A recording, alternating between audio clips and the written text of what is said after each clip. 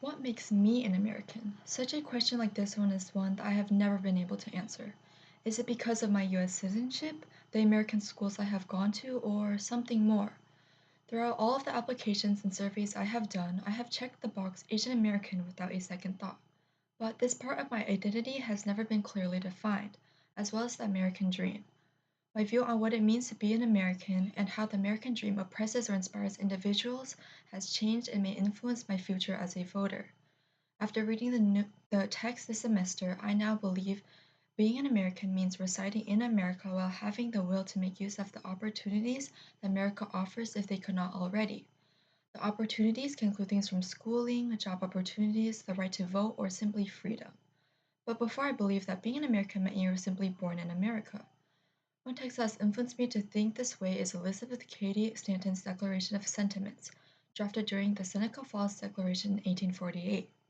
In this document, Stanton lists the discrimination women had faced, like being denied from the facilities obtaining at the root education, all colleges being closed against them. With the context in which this line was written and her use of words like closed against, Stanton expresses for many women that they have desired these opportunities.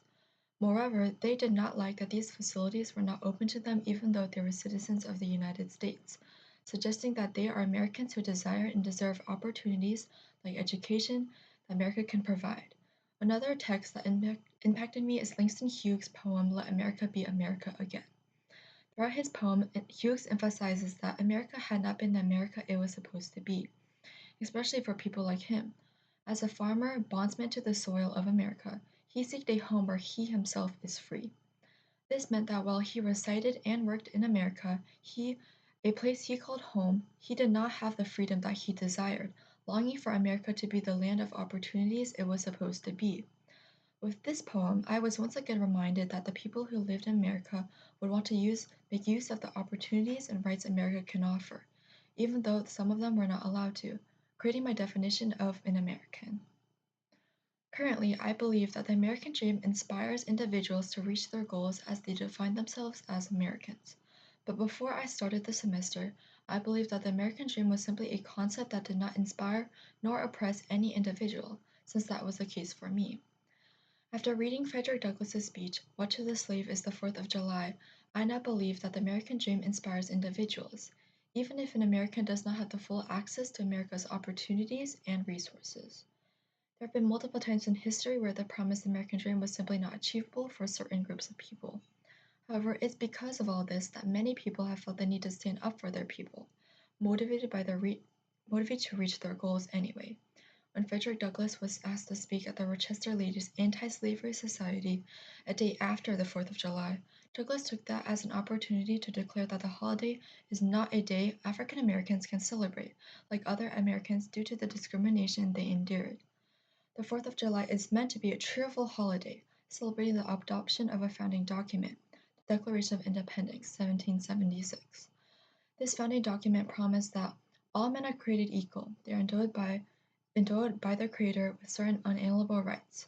These rights, however, as Douglass explains as the rich inheritance of justice, liberty, prosperity, and independence, were shared by them, not himself. However, this did not mean that Douglass and other Black Americans would feel completely oppressed and unmotivated to reach their goals.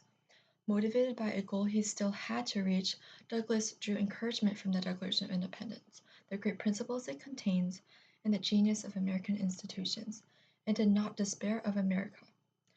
Douglass's speech impacted me greatly. While some parts of his speech made it seem like the American dream, which was supposed to be open to all Americans, was cruel and fake, he made me realize that Americans can draw encouragement and inspiration from this dream's unavailability.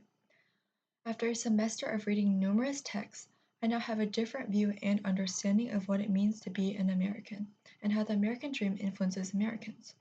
While the perspectives of being an American and the American dream can vary greatly, to me they are what drive me to make use of what I have and reach my goals. If I ever vote in the future, I may make sure my choices continue to allow the American dream to be an inspiration rather than a fully oppressive force.